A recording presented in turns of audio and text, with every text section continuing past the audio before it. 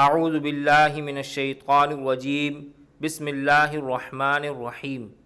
دوستو، کربلا کا واقعہ تاریخ اسلام کا ایک انتہائی افسوسناک حادثہ تھا، جس کی خبر نہ صرف حضور صلی اللہ علیہ وسلم کو بلکہ حضرت علی رضی اللہ عنہ اور حضرت فاطمہ رضی اللہ عنہا کو بھی تھی۔ پھر کیا وجہ تھی کہ نہ حضور صلی اللہ علیہ وسلم نے اور نہ ہی حضرت علی رضی اللہ عنہ اور حضرت فاطمہ رضی اللہ عنہا نے اللہ سے دعا کی کہ یہ افسوسناک واقعہ پیش نہ آئے؟ وہ کیا پیش گوئی تھی جو حضور اکرم صلی اللہ علیہ وسلم اور حضرت علی اور حضرت فاطمہ کو کی گئی؟ اور ان حضرات نے اس افسوسناک واقعہ کو رکوانے کی کیوں دعا نہیں کی؟ ان تمام سوالات کے جوابات آج کی اس ویڈیو میں ہم آپ کو دیں گے۔ امام احمد بن حنبل رحمۃ اللہ علیہ اپنے مسند احمد میں فرماتے ہیں کہ ام المومنین حضرت عائشہ رضی اللہ عنہا یا ام سلمہ رضی اللہ عنہا سے مروی ہے کہ نبی صلی اللہ علیہ وسلم نے ان دونوں میں سے یا کسی ایک سے فرمایا، میرے پاس گھر میں ایک فرشتہ آیا جو اس سے پہلے میرے پاس نہیں آیا، اور مجھ سے کہا تمہارا بیٹا حسین قتل کیا جائے گا، اگر آپ چاہیں تو میں آپ کو اس زمین کی مٹی دکھا سکتا ہوں جس میں اسے قتل کیا جائے گا۔ پھر اس نے سرخ مٹی نکال کر دکھائی۔ حضرت انس بن مالک سے مروی ہے کہ ایک مرتبہ بارش کے ذمہ دار فرشتے نے اللہ تعالیٰ سے نبی صلی اللہ علیہ وسلم کی خدمت میں حاضر ہونے کی اجازت چاہی۔ اللہ تعالیٰ نے اسے اجازت دے دی۔ نبی صلی اللہ علیہ وسلم نے اس موقع پر حضرت ام سلمہ سے فرمایا کہ دروازے کا خیال رکھو کہ ہمارے پاس کوئی اندر نہ آنے پائے۔ تھوڑی دیر میں حضرت حسین آئے، وہ گھر میں داخل ہونا چاہا۔ حضرت ام سلمہ نے انہیں روکا تو وہ کود کر اندر داخل ہو گئے اور جا کر نبی صلی اللہ علیہ وسلم کی پشت پر مونڈھوں اور کندھوں پر بیٹھ گئے۔ اس فرشتے نے نبی سے پوچھا کہ کیا آپ کو اس سے محبت ہے؟ نبی صلی اللہ علیہ وسلم نے فرمایا ہاں۔ تو فرشتے نے کہا کہ یاد رکھیے آپ کی امت اسے قتل کر دے گی، اگر آپ چاہیں تو میں آپ کو وہ جگہ بھی دکھا سکتا ہوں جہاں یہ شہید ہوں گے۔ یہ کہہ کر فرشتے نے اپنا ہاتھ مارا تو اس کے ہاتھ میں سرخ رنگ کی مٹی آ گئی۔ حضرت ام سلمہ نے وہ مٹی لے کر اپنے دوپٹے میں باندھ لی۔ عبداللہ بن نجی اپنے والد سے بیان کرتے ہیں کہ وہ حضرت علی کے ساتھ جا رہے تھے۔ وہ ان کے وضو کا برتن لوٹا اٹھایا کرتے تھے۔ جب وہ نینوا کے قریب پہنچے جبکہ حضرت علی صفین کی طرف جا رہے تھے تو علی نے آواز دی، ابو عبداللہ رکو۔ ابو عبداللہ فرات کے کنارے رکو۔ میں نے کہا کیا ہوا؟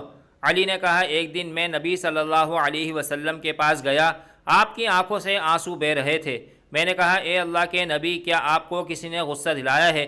آپ کی آنکھوں سے آنسو کیوں جاری ہیں؟ آپ صلی اللہ علیہ وسلم نے فرمایا نہیں، بلکہ جبرائیل ابھی ابھی میرے پاس سے اٹھ کر گئے ہیں، انہوں نے مجھے بتایا ہے کہ حسین فرات کے کنارے قتل کیا جائے گا۔ پھر آپ صلی اللہ علیہ وسلم نے فرمایا کیا تم پسند کرو گے کہ میں اس کی مٹی کی خوشبو سونگھاؤں؟ علی کہتے ہیں کہ میں نے کہا ہاں۔ آپ صلی اللہ علیہ وسلم نے ہاتھ آگے بڑھایا، آپ نے مٹی کی ایک مٹھی مجھے دی، مجھے بھی اپنی آنکھوں پر قابو نہ رہا اور آنسو نکل آئے۔ ام الفضل بنت حارث سے روایت ہے کہ وہ رسول اللہ صلی اللہ علیہ وآلہ وسلم کی خدمت میں حاضر ہوئیں اور عرض کیا کہ اللہ کے رسول، میں نے رات ایک عجیب سا خواب دیکھا ہے۔ آپ صلی اللہ علیہ وسلم نے فرمایا وہ کیا ہے؟ انہوں نے عرض کیا وہ بہت شدید ہے۔ آپ صلی اللہ علیہ وسلم نے فرمایا وہ کیا ہے؟ انہوں نے عرض کیا میں نے دیکھا کہ گویا گوشت کا ایک ٹکڑا ہے جو آپ کے جسم اطہر سے کاٹ کر میری گود میں رکھ دیا گیا ہے۔ رسول اللہ صلی اللہ علیہ وسلم نے فرمایا تم نے خیر دیکھی ہے، انشاءاللہ فاطمہ بچے کو جنم دیں گی اور وہ تمہاری گود میں ہوگا۔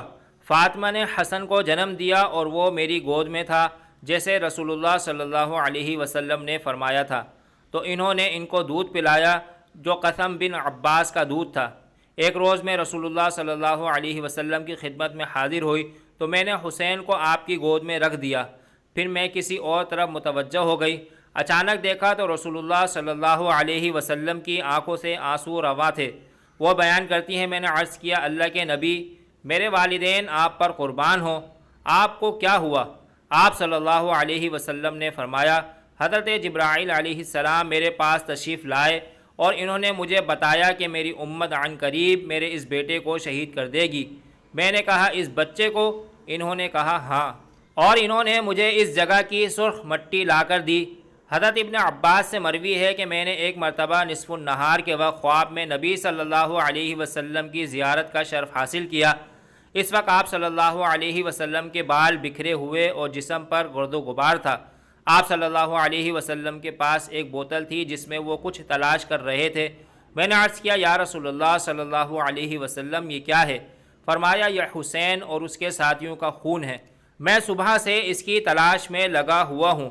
راوی حدیث عمار کہتے ہیں کہ ہم نے وہ تاریخ اپنے ذہن میں محفوظ کر لی۔ بعد میں پتہ چلا کہ حضرت امام حسین اسی تاریخ اور اسی دن شہید ہوئے تھے جس دن حضرت ابن عباس نے خواب دیکھا تھا۔ اب سوال یہ ہوتا ہے کہ جب نبی صلی اللہ علیہ وسلم کو معلوم تھا کہ میرا نواسہ شہید کر دیا جائے گا تو اللہ تعالیٰ سے دعا کیوں نہیں کی کہ اے اللہ میرے نواسے کو بچا لے؟ حضرت علی و حضرت فاطمہ رضی اللہ تعالی عنہما کو بھی بیٹے کی شہادت کی خبر پہلے سے ہی معلوم ہے، اور یہ بھی معلوم ہے کہ نبی کریم صلی اللہ علیہ وسلم کی دعا رد نہیں ہوگی۔ پھر ان لوگوں نے نبی سے دعا کرنے کے لیے کیوں نہیں کہا؟ جس کا جواب یہی ہے کہ دین کو بچانے کے لیے صبر و استقامت کی ضرورت ہوتی ہے، اور دین کو پھیلانے کے لیے کرامت کی ضرورت ہوتی ہے، اور نانا کے دین کو بچانے کے لیے نواسے نے اپنا گھرانہ قربان کیا، اور نبی کریم صلی اللہ علیہ وسلم کو یہ معلوم تھا کہ آگے چل کر میرے دین کو جھٹلانے کی کوشش کی جائے گی، قرآن مجید کی بے حرمتی کی جائے گی، دین اسلام کے اصول ضابطوں کو تبدیل کرنے کی کوشش کی جائے گی۔ اس وقت میرے نواسے سے کہا جائے گا کہ تم بھی بیعت کرو، اور اگر میرا نواسہ بیعت کر لے گا تو دین اسلام کی شبیہ بگڑ جائے گی۔ پھر آنے والی نسلیں کہیں گی جب نبی کی شریعت کو بدلا جا رہا تھا تو خود نبی کے نواسے نے مخالفت نہیں کی، گویا ظالموں کے لیے وہ سند بن جائے گی، اور پھر دین اسلام کی تصویر بگڑتی چلی جائے گی۔ اس لیے نبی نے آنکھوں سے آنسو بہایا لیکن دعا کے لیے ہاتھ نہیں اٹھایا، اور آج ہم ڈنکے کی چوٹ پر کہتے ہیں کہ ظلم و بربریت، جاہلیت و دہشت گردی کے خلاف سب سے پہلے اور سب سے بڑی جنگ نانا محمد رسول اللہ اور نواسہ امام حسین نے لڑی۔ صدقہ جاریہ کے طور پر ویڈیو کو شیئر کریں۔ مزید اسلامی اور معلوماتی ویڈیوز کے لیے ہمارے چینل کو سبسکرائب کریں تاکہ ہماری آنے والی ہر نئی ویڈیو سب سے پہلے آپ کو مل سکے۔ شکریہ۔